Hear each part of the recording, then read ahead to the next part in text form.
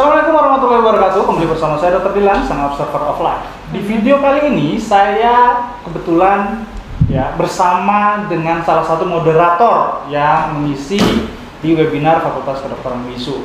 Jadi karena memang waktunya yang mahal, maka saya culik untuk bisa mengajak diskusi apa yang kira-kira bisa kita dapatkan informasinya dan kita bagikan untuk Anda semua. Terima kasih Dr. Ira. Terima kasih spesialis kedokteran jiwa. Nah, kami ini sama-sama pernah sharing pasien. Jadi saya pernah ngirim pasien ke beliau dan beliau juga pernah kirim pasien ke saya untuk dihipno dan untuk ditangani. Kalau nggak salah kasusnya kasus bipolar kawan Kak ya. Jadi untuk obat yang terus-terusan dengan Dr. Ira dan untuk memperbaiki mindset, pola pikirnya itu saya yang nangani.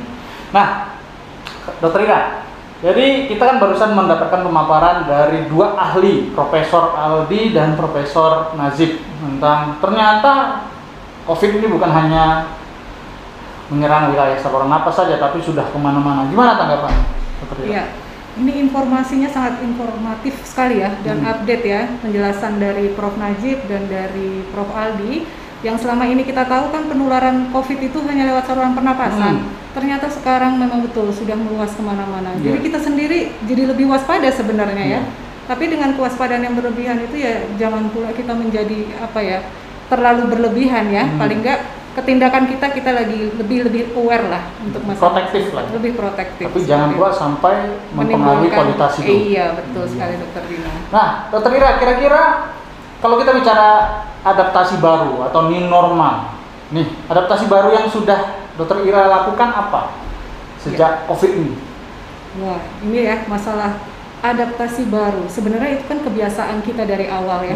Pada sebagian orang sudah dilakukan, tapi tidak semua orang melakukan itu ya.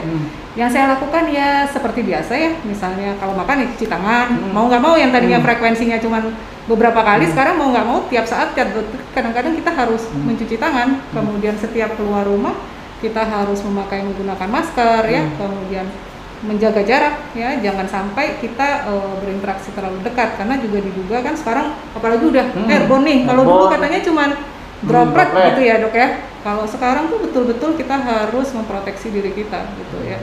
Nah, dan juga ini nih pakai itu tuh kayak Dokter Dino tuh face shield.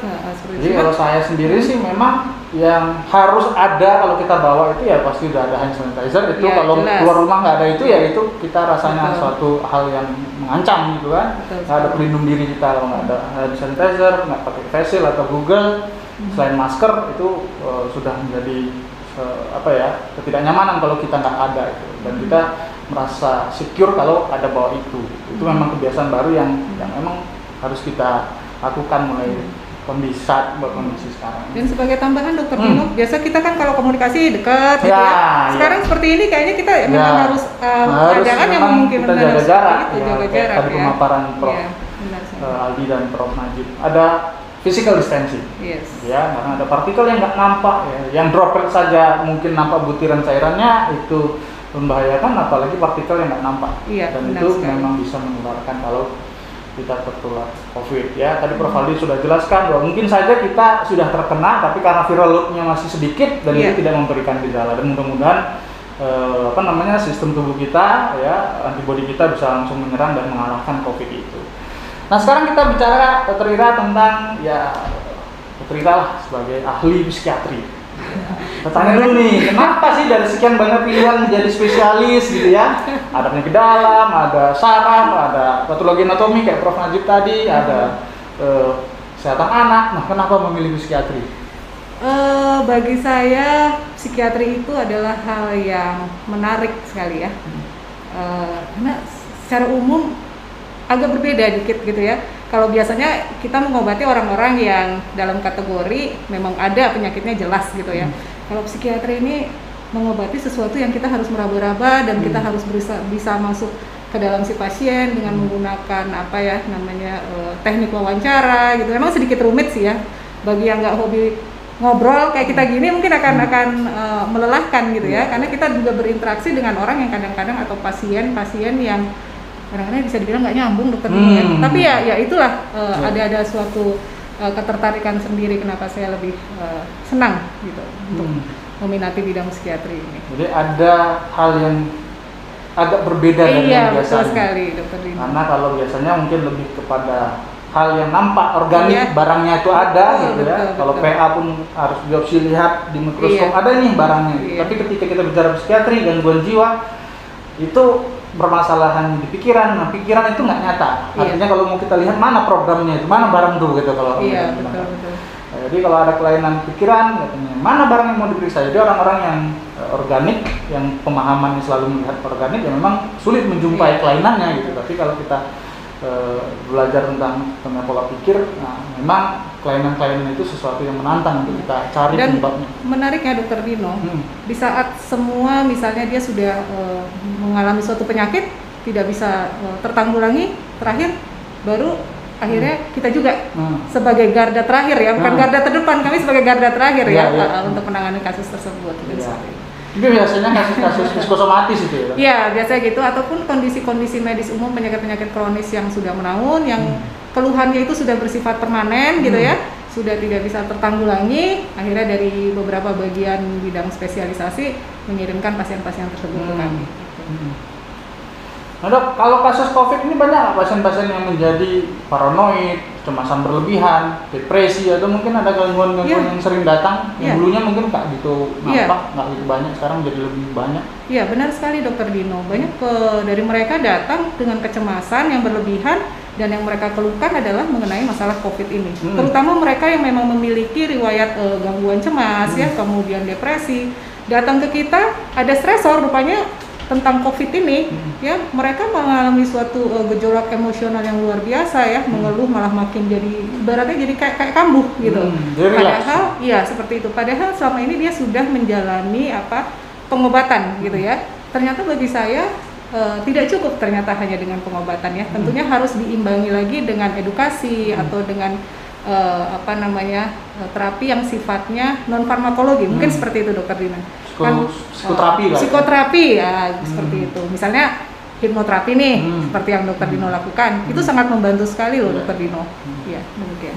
Oke, bicara hipnoterapi nih dari sudut pandang psikiatri ya, karena memang sekarang orang belajar psikiatri, tamat dulu dokter, ambil lagi psikiatri. Di SKDI, Standar Kompetensi Dokter Indonesia, psikiatri juga ada tuh kemampuan yang harus dimiliki, yaitu psikiatri, itu hipnoterapi, sama seperti CBT ya, kalau nggak salah kompetensi 2 ya. Ada juga nih hipnoterapi yang dipelajari oleh yang tidak ngambil psikiatri, ya, termasuk saya. Ada juga yang bahkan tidak dokter yang belajar hipnoterapi. Nah, kita mau sharing nih gitu, karena hipnoterapi kan belajarnya lebih kepada membahas tentang pikiran bawah sadar, kemudian bagaimana masuk ke dalam pikiran bawah sadar seseorang, menggali informasi yang error dan kita perbaiki, ya, kurang lebih seperti itu. Nah, di psikiatri sendiri mungkin Dr. Ira bisa sharing, ya mungkin juga sebagai tambahan wawasan kepada yang menonton di sini, seberapa dalam mempelajari hipnoterapi dan seberapa sering penerapan hipnoterapi itu diaplikasikan kepada pasien-pasien gangguan jiwa di praktek? Iya, pada prinsipnya kalau di dalam psikiatri kita melakukan pendekatan di dalam terapi pada pasien-pasien yang mengalami gangguan jiwa itu dari dua sudut, secara farmakologi dan non farmakologi. Kalau farmakologi tentu kita paham bahwa kita menggunakan terapi obat-obatan gitu ya. Dan bila keadaannya sudah lebih stabil, baru kita lanjutkan dengan yang namanya terapi non farmakologi. Salah satunya misalnya adalah dengan hipnoterapi gitu kan. Tetapi dalam pelaksanaannya kadang-kadang kita itu lebih mengarah pada saat di awal, pada saat pengobatan kita juga memberikan edukasi ya dengan teknik cognitive behavior therapy. Dan untuk melaksanakan teknik hipnoterapi ini memang diperlukan suatu kerjasama gitu, kerjasama yang baik dengan pasien dan adanya penerimaan gitu ya. Tetapi karena konsen kami lebih mengarah pada kasus-kasus yang gawat darurat terlebih dahulu, sehingga kadang-kadang untuk pelaksanaan hipnonya itu sangat sedikit sekali untuk aplikasinya. Seperti itu Dokter Dino. Jadi penggunaan hipnoterapi memang sebenarnya bagian dari pembelajaran yang dilalui oleh, tapi pada pelaksanaannya atau implementasinya itu memang tergantung individualnya. Ya, jadi individualnya memang itu membutuhkan kesabaran, membutuhkan kerjasama, membutuhkan edukasi. Nah, di hipnosis sendiri yang saya pelajari memang itu kan sebenarnya dua yang lebih berperan di situ. Kemampuan seorang, dalam hal ini adalah hipnoterapis, membawa klien masuk ke dalam pikiran bawah sadarnya, itulah menghipnosis, dan mempelajari tentang apa yang terjadi di dalam pikirannya dan memperbaikinya. Jadi kalau permasalahannya adalah konflik rumah tangga, permasalahannya adalah karir, permasalahannya adalah anak, permasalahan adalah kehilangan, tentu kita harus tahu bagaimana cara menyikapi kehidupan itu sendiri, gimana kalau menyikapi kehilangan, gimana menyikapi bulian, dan itu ya memang tidak ada ya, kalau jujur saya sebagai dokter, mungkin juga di psikiatri tidak ada kita kurikulum membahas kehidupan. Ya, kan itu ya, di psikiatri juga tidak membahas untuk ada suatu kurikulum sendiri yang supervisornya adalah ahli kehidupan gitu, kayaknya nggak ada gitu. Paling hanya siklus kehidupan, pertumbuhan dan perkembangan itu pun ya menganut teori-teori yang terdahulu juga ya, yang bisa kita adopt seperti itu. Jadi kalau misalnya ahli rumah tangga gitu, jadi ada konflik rumah tangga, ini pembelajarannya gitu, kayaknya memang tidak ada kurikulum khusus yang tidak ada yang itu. Spesifik ya untuk masalah itu. Sedangkan orang yang mengalami gangguan jiwa kebanyakan kan karena permasalahan kehidupan yang tak mampu untuk terselesaikan dan berakibat kepada reaksi tubuhnya yang mengalami gangguan. Nah, sayangnya masih banyak penanganan yang lebih kepada reaksi tubuh tanpa memperbaiki pola pikirnya gitu. Jadi memang kalau saya sendiri, pengalaman saya dalam menangani adalah lebih banyak penanganan kepada gangguan yang muncul karena ketidakmampuan menghadapi permasalahan kehidupannya. Jadi bukan permasalahan kehidupan yang diselesaikan lebih utama, tapi lebih kepada perbaikan reaksi tubuh gitu. Ya, mungkin selama stresornya kita tahu ya, kemudian ada acceptance dari si pasien, mungkin itu bisa berjalan dengan baik ya. Makanya memang perlu kerjasama yang baik juga ya, dari pendekatan secara farmakologi dan non farmakologi seperti yang tadi saya sampaikan, Dokter. Iya. Jadi kalau kecerdasan emosional, nah itu kan kita tahu ya 3 kecerdasan: intelektual, emosional, spiritual. Spiritual kita mungkin nggak bisa masuk di sini karena itu wilayahnya tokoh agama lah ya. Tapi walaupun sedikit-sedikit kita harus ada sedikit mengutip-ngutip ayat, memasukkan, mencontohkan riwayat mungkin Nabi gitu. Tapi kalau kecerdasan emosional ini menurut Dokter Ira penting nggak? Sangat penting dan sangat perannya sangat berguna ya untuk tata laksana pada pasien-pasien yang mengalami masalah-masalah. Apabila tadi seperti Dokter Bimo sampaikan, kalau hipno dia bermain di sistem alam bawah sadar ya, makanya ini diperlukan satu kecerdasan emosional dalam mengatasi hal tersebut. Jadi kecerdasan emosional, sayangnya ya, kita sendiri di pendidikan, instansi pendidikan tidak menjadikan itu suatu kurikulum gitu, yang memang dimana seseorang itu harusnya ketika mendapatkan pembelajaran itu dan dia mengalami permasalahan kehidupan, dia sudah tahu apa yang harus dilakukannya gitu. Kita belajar ketika ada orang mengalami demam, kemudian batuk, kemudian kita ada tata laksana yang sudah harus kita lakukan ketika memeriksa ini gejalanya kemana. Dan apa yang harus dilakukan, penata laksanaan kalau memang terdiagnosa nanti ini gitu. Tapi ketika ada seseorang yang mengalami gagal ujian 2 kali 3 kali gagal ujian, kemudian kecewa berlebihan, membanding-bandingkan orang yang nggak belajar kok bisa lulus, kok aku belajar mati-matian nggak lulus, kemudian dia mengalami putus asa, menyalahkan diri sendiri, bahkan ingin bunuh diri. Nah, harusnya kan itu terselesaikan ketika dia mengerti atau punya kemampuan untuk kecerdasan emosional, bagaimana acceptance, menerima kenyataan, bagaimana berhenti untuk menciptakan suatu pemikiran-pemikiran yang merusak dirinya sendiri. Nah, itu kan harusnya bisa dipelajari di awal dan dia menjadi referensi dia dalam bersikap gitu. Tapi ya ini mungkin sebagai masukan sama-sama ya. Iya, betul. Kira ada konflik-konflik yang tidak terselesaikan di masa lampau juga bisa memicu ya untuk timbulnya suatu gangguan-gangguan tersebut. Jadi memang kita harus tahu dulu sebelum kita men-treat atau mengobati apa yang menjadi dasar. Karena kadang-kadang kita itu melakukan treatment tanpa mau melihat yang menjadi dasar penyebabnya apa gitu. Jika memang faktor penyebabnya kita ketahui ya, kemudian kita berusaha berdamai dengan situasi tersebut, mungkin itu bisa menjadi salah satu pemicu agar pasien tersebut bisa lebih move on lah gitu ya, bisa lebih tough dalam menghadapi masalah problem kehidupan yang ada. Nih Dokter Ira, saya baru teringat ini. Sebenarnya permainan hipno itu lebih kepada permainan belief. Ya.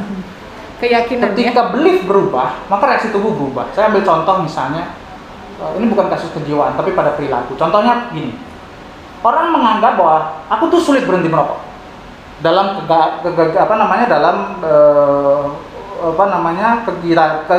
kegiatan non puasa. Kenapa? Karena dia meyakini itu bukan sesuatu yang dilarang dan berdosa. Tapi ketika dia masuk ke dalam siklus Ramadan, dia sudah berubah keyakinannya tanpa ada intervensi. Tapi dia sendiri punya mindset bahwa kalau dia merokok di saat imsak sampai berbuka, itu kan keyakinannya berubah bahwa itu membatalkan puasa. Artinya dia bisa berhenti merokok. Ya, saya ingat Dokter Dino kalau nggak salah pernah membahas itu ya, dan saya pernah melihat juga di channel YouTube Dokter Dino, dan itu sangat menarik. Saya berpikir betul juga ya, bahwa kok kita yang pada saat bulan Ramadan orang yang memang candu yang harusnya sehari dia bisa 2 bungkus, 3 bungkus, kok dia bisa stop sama sekali. Tapi giliran lewat bulan puasa, dia nggak bisa berbuka saja, dia balik lagi merokok lagi. Iya, karena keyakinannya berubah bahwa tidak membatalkan puasa ketika itu. Nah, jadi sebenarnya bisa ya kalau kita mengubah. Nah, disitulah peran hipno selama ini. Gitu. Jadi kalau misalnya ada orang yang katanya sulit tidur, sebenarnya kalau menurut pendapat saya, pengalaman saya adalah kenapa orang sulit tidur? Karena dia meyakini ada suatu masalah yang belum terselesaikan sehingga reaksi tubuhnya mengakibatkan kesiagaan. Ya kan, jadi kan keyakinannya itu akan ancaman yang timbul apakah karena memang nyata atau karena persepsi yang diciptakan sendiri dari cerita-cerita yang dipikirkannya sendiri, ya itu membuat dia siaga. Nah, kalau kita hanya pada penanganan farmakoterapi karena dia nggak bisa tidur terus masuklah obat tidur, tapi sedangkan permasalahan di pikiran yang diciptakan itu tidak terselesaikan, ya sampai kapan dia tidur gitu. Sampai kapan dia butuh obat tidur untuk itu. Artinya ya perubahan keyakinan. Misalnya kecemasan berlebihan, kan dia sendiri yang menciptakan keyakinan kalau aku nanti keluar rumah kumat. Karena dia dulu pernah punya pengalaman, dia waktu di luar rumah dia kumat. Ketika menjelang malam hari aku takut karena dulu dia pernah panic attack malam harinya. Kan beliefnya itu yang tercipta karena pengalaman memori masa lalunya yang belum terselesaikan.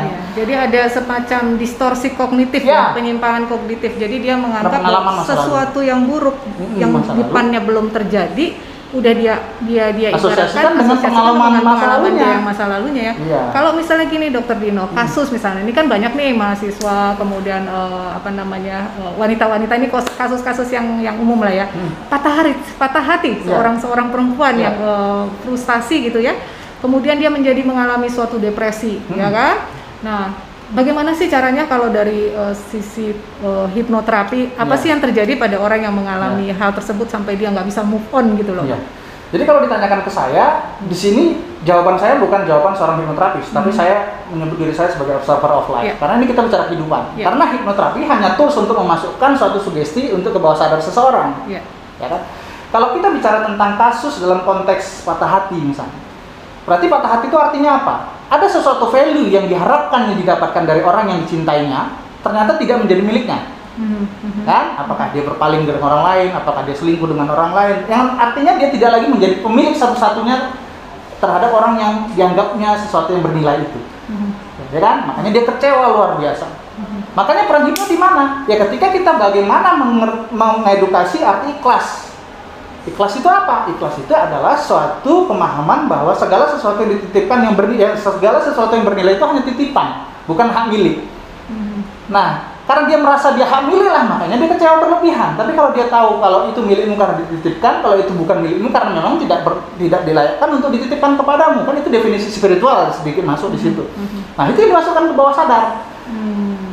Nah, jadi karena dia yang terlalu menuntut itu harus jadi hak miliknya. Dengan cara dia, kalau aku sayang sama dia harus sayang sama aku, kalau aku setia sama dia harus setia sama aku. Kan berarti dia sendiri menciptakan standar dalam berpasangan.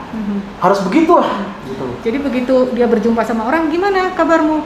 Terus dia bilang, saya sudah lupa kok, saya sudah berusaha nggak mengingat lagi. Tapi giliran sampai rumah, kembali lagi dia karena memori bawah sadarnya masih itu.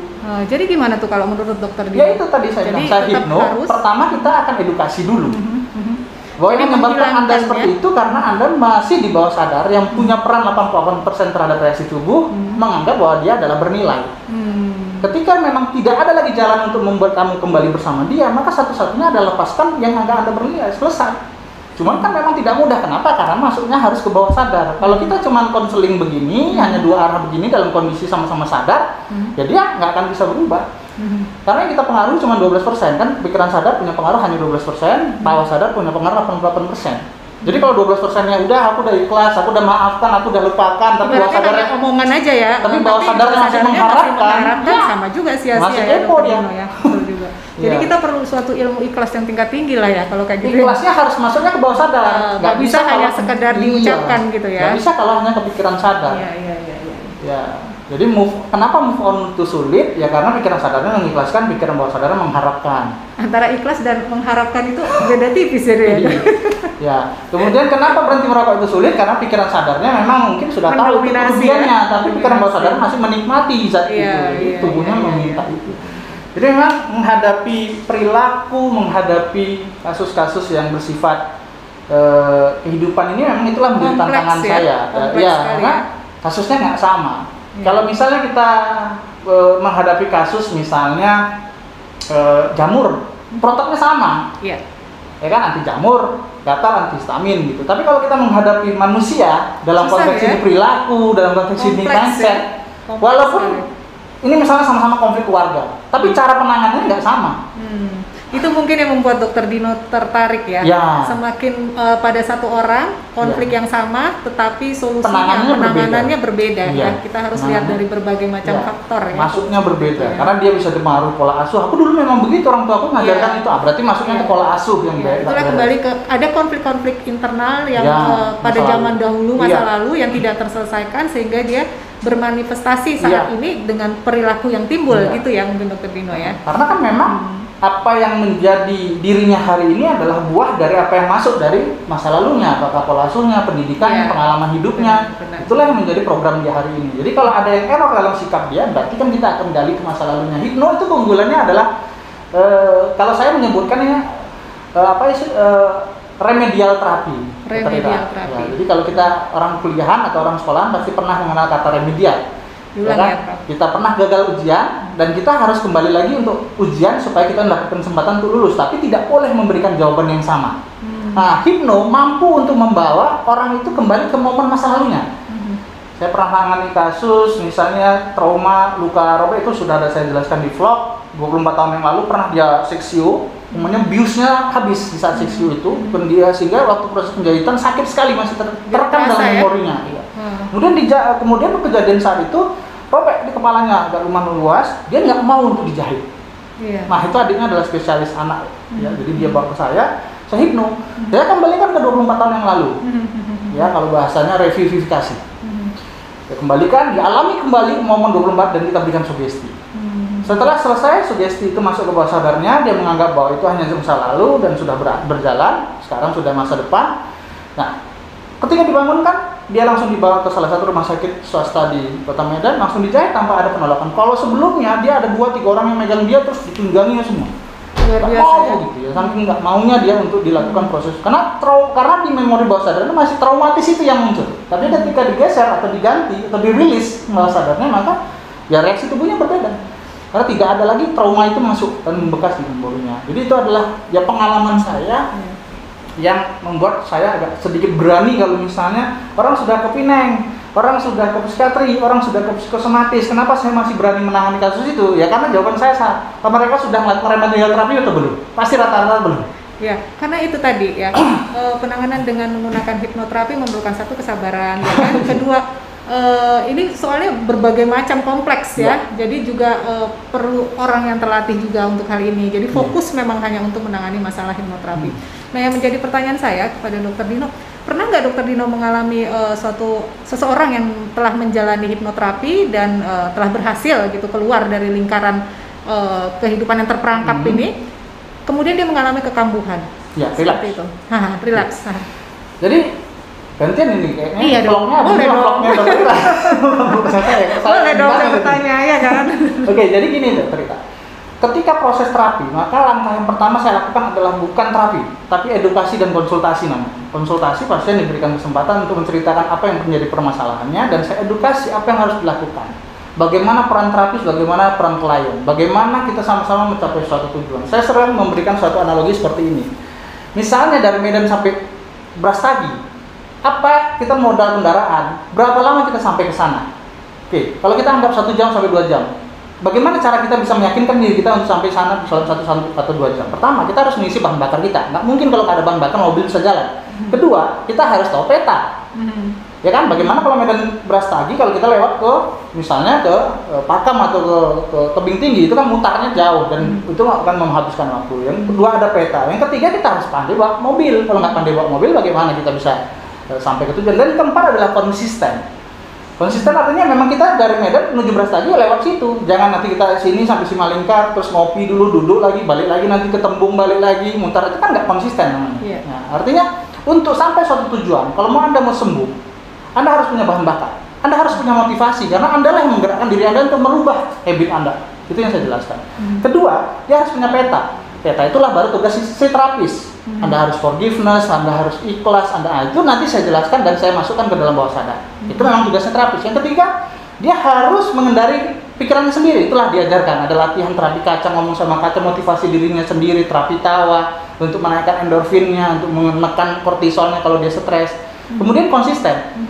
Jadi setiap hari ada latihan yang saya kasih. Dan saya ada evaluasi. Itulah yang membuat, kalau saya lihat di saat penjelasan edukasi itu dia mau, maka kita akan terapi. Kalau dia nggak mau, saya nggak akan lanjut terapi. Ya, jadi ibaratnya harus ada ikatan kontrak terapeutik ya, kontrak secara. Dan yang terakhir ada mahar, Kak. Ya. Kalau nggak ada mahar, kalau nggak ada mahar, juga ya, dokter. Itu jelas.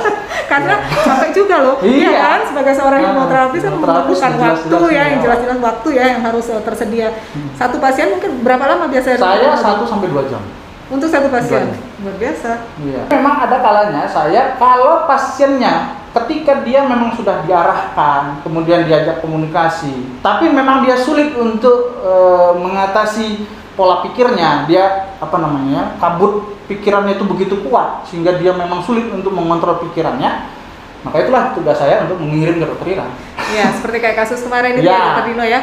Secara umum hipno bisa berjalan ya. Akan tetapi menurut dokter Dino ini kayaknya harus dikombinasi nih gitu ya mungkin ya dokter Dino ya.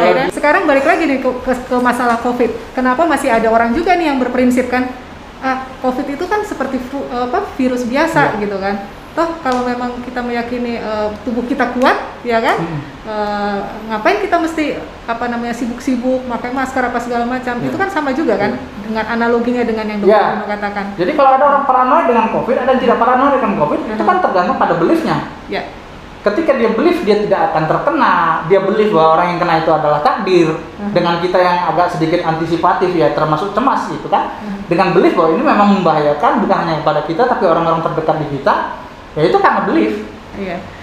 Jadi ketika dia merasa nggak apa-apa, aku sehat, buktinya banyak orang dia nggak apa-apa. Kan dari apa yang dilihatnya, yang seperti itu, ya, dari apa yang dilihatnya membentuk keyakinannya, ya itulah tindakan dia. Nah, kalau dokter Dino sendiri gimana tuh? Kalau saya posisi saya tidak memposisikan saya tidak boleh keluar rumah. Saya tetap akan keluar rumah dalam konteks kepentingan tertentu ya. Harus ada belanja bulanan ya, saya harus ke supermarket. Tapi memang dengan protokol yang pakai face shield, pakai masker, kemudian hand sanitizer di tangan. Jadi bukan berarti segala sesuatunya harus di rumah saja terus ya semuanya daring ya. Itu ada juga nih, saya pernah ketemu dokter Ira.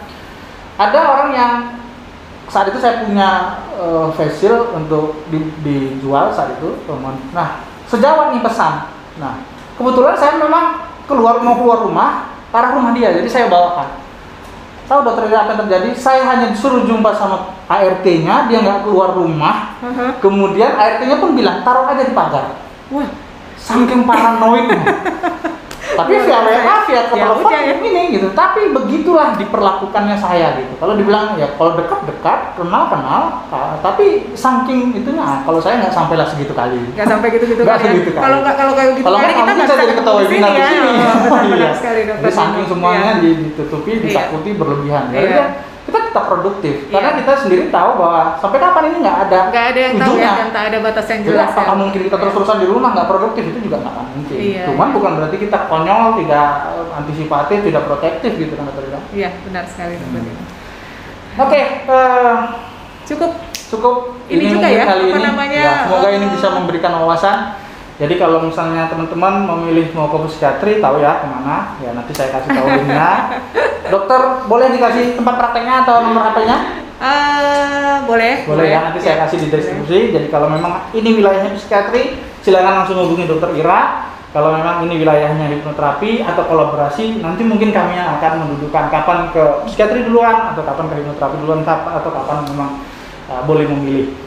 Ya, dokter Ira, terima kasih atas kesempatannya. Semoga ini bisa memberikan wawasan baru kepada penonton, ya, sehingga hipnoterapi ini memang sebenarnya bukan sesuatu yang baru. Ini sudah lama, tapi mungkin berkembang di Indonesia tidak dalam waktu yang mungkin 10 tahun belakangan ini. Tapi masih ada juga yang menganggap hipnosis sesuatu yang negatif karena ya media yang selalu memberitakan kriminal hipnosis, atau mungkin tontonan-tontonan di TV yang terkesan membodohi karena entertain, ya, buat lucu-lucu dan membuat orang, ini kalau saya dihipno nanti dompet saya hilang, kalau saya dihipno nanti saya ditanya-tanya tentang mantan saya. Jadi sebenarnya hipnoterapi nggak ada gunanya untuk itu.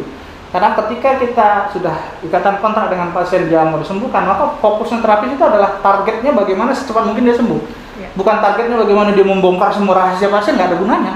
Karena waktu pertemuannya ya kita khususkan hanya pada apa yang mau kita lakukan terhadap dia dalam konteks penyakitnya, bukan pada mantannya siapa, ngapa-ngapain aja dengan mantannya, nggak ada urusan kita di sana. Tapi itu yang ditakutkan orang. Ya, masih banyak stigmanya seperti itu. Stigma itu bakal gitu. Rahasia terdalam saya terbuka lagi nih, gitu ya. Iya, saya tahu nih perawan saya terbuka sama siapa, itu tak ada hubungannya di sini. Ya, oke. Itulah ya pembicaraan kita, semoga bermanfaat, semoga teman-teman bisa mendapatkan intisari dari pembelajaran diskusi kami kali ini. Baik, terima kasih, sampai ketemu di vlog selanjutnya.